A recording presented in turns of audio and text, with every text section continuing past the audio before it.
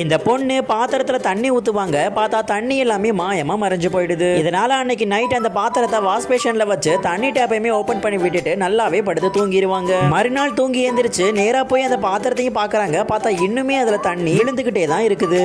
அதே நேரத்துல பழங்காலத்துல இருக்கிற ஒரு மிலிட்டரி கேம்ப்ல இருக்கிறவங்களுக்கு அதே பாத்திரம் மூலமா நிறையவே டன்னு கணக்குல தண்ணி கிடைச்சிட்டு இருந்திருக்கும். அவங்களும் அதெல்லாம் பார்த்துட்டு ரொம்பவே குஷியாயிட்டு இது நமக்கு கடவுள் தான் கொடுத்திருக்காருன்னு சொல்லிட்டு அது எல்லாத்தையும் அக்செப்ட் பண்ணிப்பாங்க. இந்த விஷயத்தெல்லாம் பார்த்து ரொம்பவே ஷாக்கான இந்த பொண்ணும் நிறையவே சாப்பாடு டப்பா எல்லாத்தையும் எடுத்துட்டு வந்து அந்த வேஸ்ட்லயும் போடுறாங்க.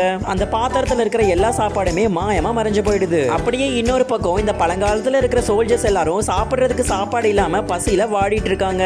இந்த சாப்பாடு எல்லாத்தையும் எடுத்து சாப்பிட்டு பார்த்துட்டு இந்த சாப்பாடு எல்லாம் ரொம்பவே ருசியா இருக்கு, இது நிச்சயமா சொர்க்கத்துல இருந்து தான் நமக்கு வந்திருக்கணும், இதுக்காக நம்ம கடவுளுக்கு நன்றி செலுத்தணும்னு சொல்லி ரொம்பவே சந்தோஷப்படுறாங்க. இந்த கடவுளுக்கு நன்றி செலுத்துற விதமா அந்த காலத்துல யூஸ் பண்ற ஒரு பழங்கான முறை மூலமா மெசேஜும் அனுப்புறாங்க. பட் அந்த மெசேஜ் இந்த பொண்ணுக்கு ப்ராப்பரா கிடைக்காம வெறும் எரிஞ்சு போன தாள் தான் கிடைக்குது. இதை பார்த்துட்டு இந்த பொண்ணு ரொம்பவே கோவப்பட்டு என்னுடைய பாத்திரத்தை யாரு குப்பை தொட்டி மாதிரி யூஸ் பண்றதுன்னு சொல்லி ரொம்பவே கோவப்படுறாங்க. கோவப்பட்ட இந்த பொண்ணுமே தான் கிட்ட இருக்கிற எல்லா எக்ஸ்பைரியான ஃபுட் எல்லாத்தையும் அந்த பாத்திரத்துல போட்டு அனுப்பிச்சு வச்சிடுறாங்க. இது தெரியாத அந்த சோல்ஜர்ஸுமே சாப்பாடெல்லாம் ரொம்ப ருசியா இருக்குன்னு சொல்லி சாப்பிட்டு இருக்காங்க. இந்த மாதிரியான ஒரு மாயாஜால பாத்திரம் உங்களுக்கு கிடைச்சா நீங்க என்ன பண்ணுவீங்கன்னு கமெண்ட் பண்ணிட்டு இந்த வீடியோக்கு லைக் பண்ணி எங்க சேனலை சப்ஸ்கிரைப் பண்ணிக்கோங்க.